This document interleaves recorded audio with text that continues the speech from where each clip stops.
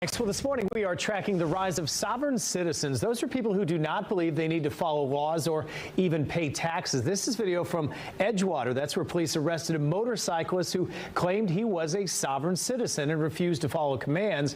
We've seen similar incidents across Central Florida. And here now with us is Polk County Sheriff Grady. Judd, Sheriff, always good to see you and always great to have you on the program. Good morning. It's good to be with you this morning. I hope everything's going great for everyone in your viewership. It is for sure. It's been a busy weekend. Sheriff, I can only imagine the patience needed by law enforcement here. So what is your experience when it comes to these sovereign citizens? Well, first and foremost, when we make arrests, and we do that frequently, we never do press releases because we don't like to give them attention. But the reality is they're whack jobs. That's Polk County vernacular for nuts. And they believe that they're above the law or they don't have to comply with the law. And there's several different sects of them. Some of them are very violent. Some of them just resist all authority.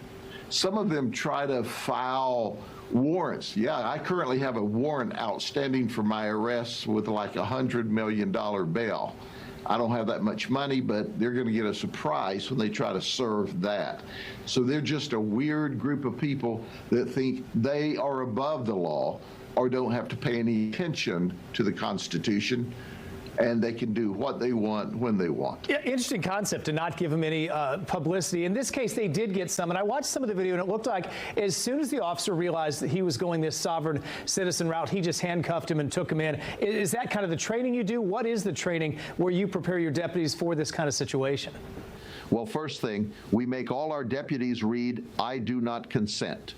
It's sort of the Bible when it comes to the sovereign citizen. I mean, they can read the whole thing in a night and through a series of about 30 short, clear chapters.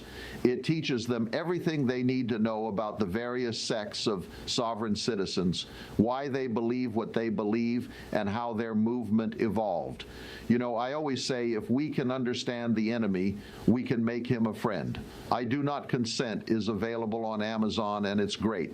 Whether you're in law enforcement or just an interested watcher of the movement, it's a good, entertaining, informative read.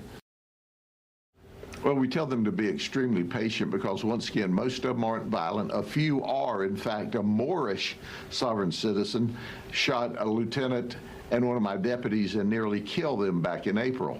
So we have to be cautious with them, but there are signs that there's going to be problems. If you stop a vehicle, it doesn't have a tag, or it's got a weird tag on it, or I'm a free citizen of the world or of the United States, and then you ask for their driver's license. They roll the window down about this much. They won't communicate. I don't have a driver's license. I'm not going to give you a driver's license. You have no right to stop me. Or they have their own driver's license. You know that you're about to have problems.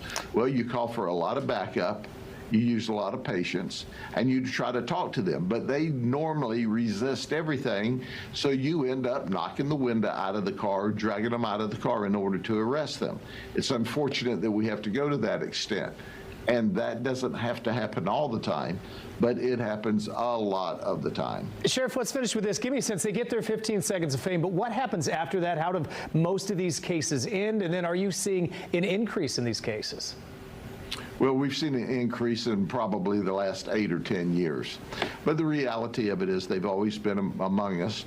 They go to court. Sometimes they sit in jail because they won't post bail. But many times they figure out the law does matter and that the sheriff will lock you up, as well as all other law enforcement officers. So how they get their education is up to them. Inside the jail or outside the jail, it's their choice. I got to leave it there. Sheriff, always great to have you on the program, and interesting insight there as well. Have a great weekend. Thank you, sir.